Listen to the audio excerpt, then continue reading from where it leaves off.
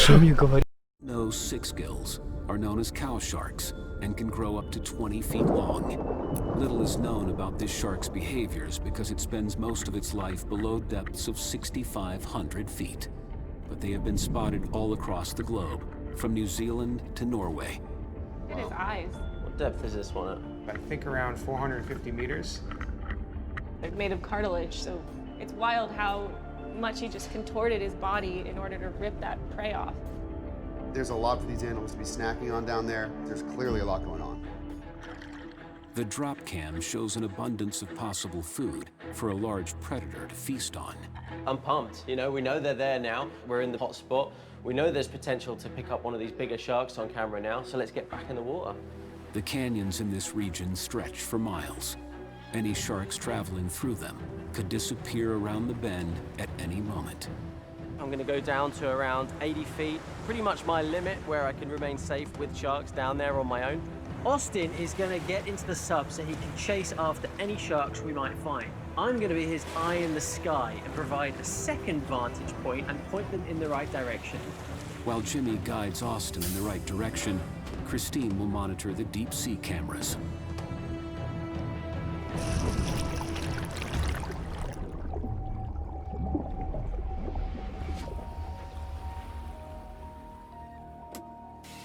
Nomad reporting hatch secured. Jimmy will be dangling above a 3,000-foot drop-off. As a scuba diver, I have limits to how far I can go and remain safe.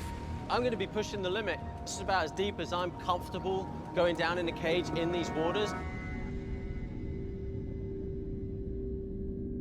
It's dark down here.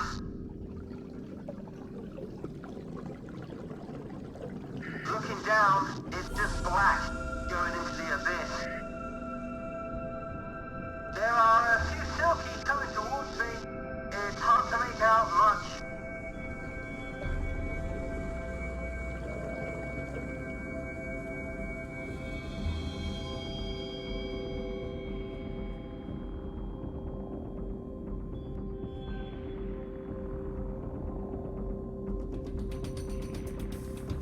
Ready to go on the south. Ready for launch.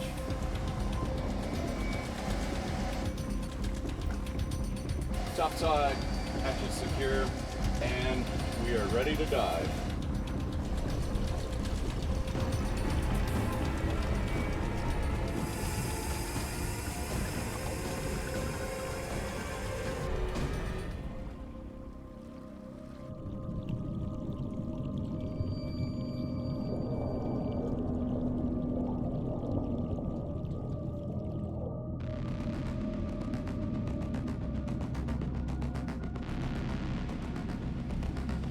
There's a lot of sharks around the sub.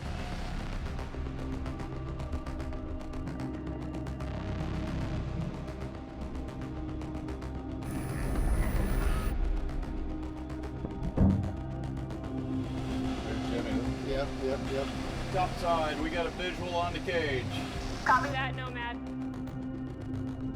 I was beginning to feel stood up there, mate. Do you see anything more down there? Not yet, but the little guys are taking off fast.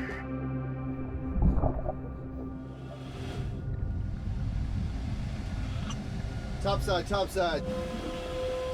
All of the silky sharks have disappeared.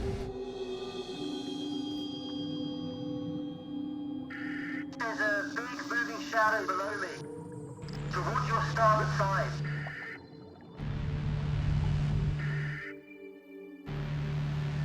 I can confirm this. A tiger shark emerges on the deep sea camera.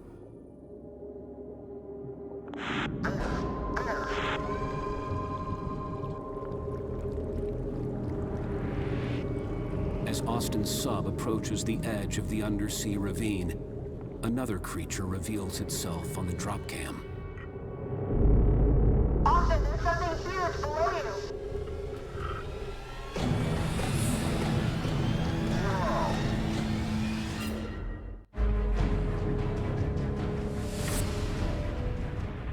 Dr. Austin Gallagher's operation to uncover what attacked a 14-foot tiger shark in the depths is leading him into the abyss. As his sub dives along the cave wall, a deep-sea predator shows itself on the underwater surveillance. Austin, there's something underneath you. Another blunt-nosed six-gill shark emerges, this one even larger. Descendants of the Jurassic era, females can give birth to 20 to 100 pups at a time. She's got to be about 16 feet. The drop cameras are insane. They're so effective, and what they reveal is that there are a lot of different sharks living at depth. This massive blunt nose is a sign there could be predators over 20 feet in the depths. So Jimmy returns to the surface to start prepping the next round of bait. Tiger sharks do prey upon giant squid. However, it's going to need some sort of scent on it. They tow it down in the depths. We're going to try and trigger a reaction from one of these large tiger sharks. Just beyond the canyon's edge, Austin awaits Jimmy, who will tow the decoy behind his sub as they enter the abyss. Wow, silky shark buzzing us. Whoa! Is wet.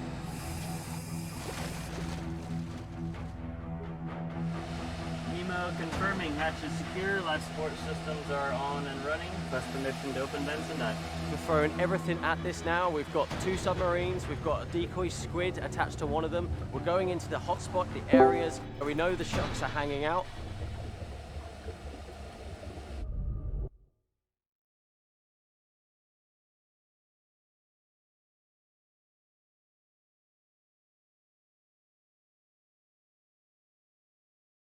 The drop cams. Topside, this is Nomad. We have flight visual on Nemo. You copy, Nomad? I'm right off your starboard. All right, I've got a visual on you. How's it going down there, guys? Yeah, this is Austin reporting in. We're at 100 feet right now. Diving.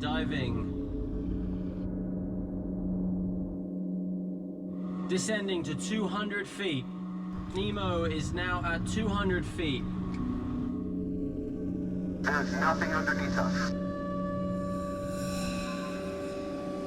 We are now just hitting 300 feet.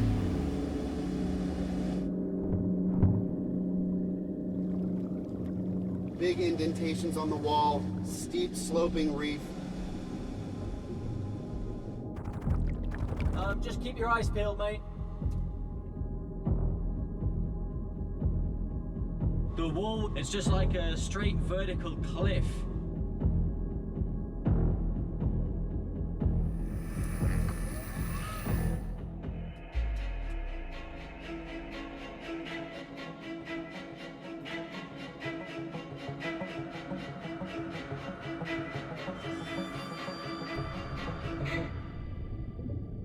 The subs reach a depth of 800 feet, around the same depths as Austin's infrared footage.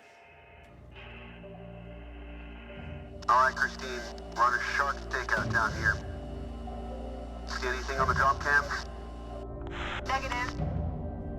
The team sits on the floor of the ravine for hours, waiting for the massive predator to be lured to the bait. It's creepy as hell. It's just bizarre. You're in this tiny little bubble. It's dark, it's spooky. Things just appear out of nowhere. Soon, life starts to reveal itself. Hey, we got a hammerhead.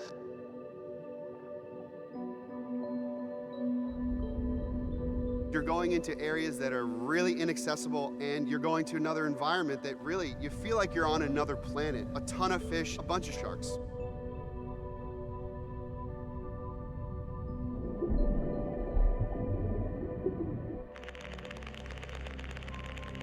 The drop cams spot a salps chain. These bioluminescent creatures feed on phytoplankton and algae. They reproduce by cloning themselves, growing to lengths of almost 50 feet before breaking off. Animals in the deep sea have had to come up with a lot of creative adaptations in order to survive. The tongue of the ocean receives little to no sunlight in its depths. Some creatures have adapted by producing their own light in a process known as bioluminescence. It's resulted in some very strange looking animals that we really need to continue studying.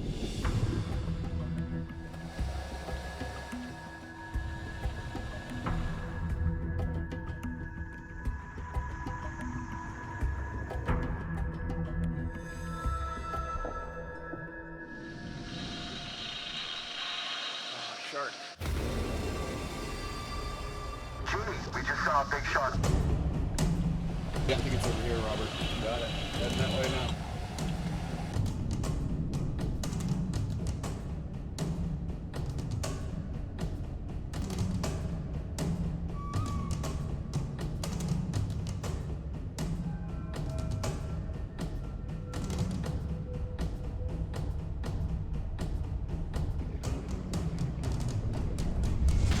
Oh, it's a tiger.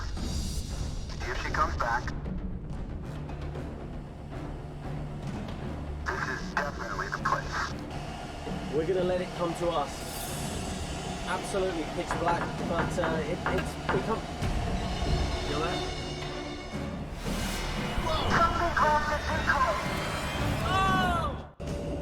Marine biologist Dr. Austin Gallagher believes that a mysterious predator is attacking large tiger sharks in the depths of the Caribbean. The team is now hoping to get a glimpse of it as they wait on the ocean floor. Please call out if anything appears out of the darkness, mate.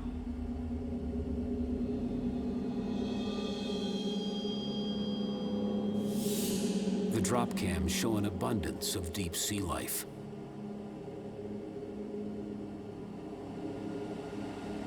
It's absolutely pitch black, but it's become. Feel that?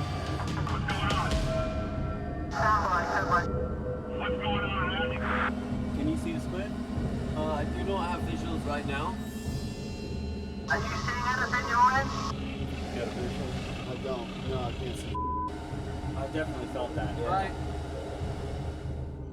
Through the drop cams. This is topside. I can't make it out, but there seems to be a very active...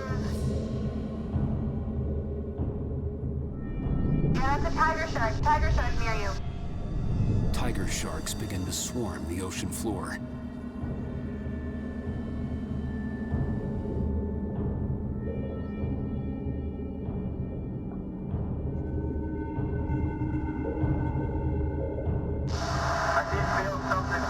Something, if it was the bottom or something, I don't know what that was,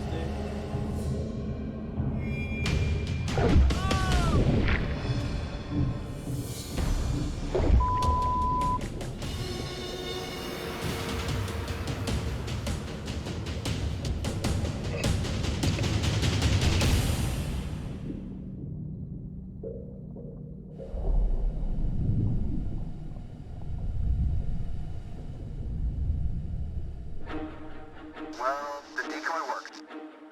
The team maintains watch, hoping the massive shark returns. But the trench floor soon becomes quiet.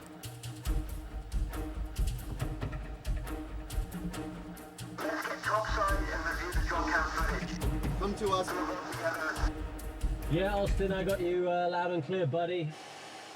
Topside, Nemo leaving bottom.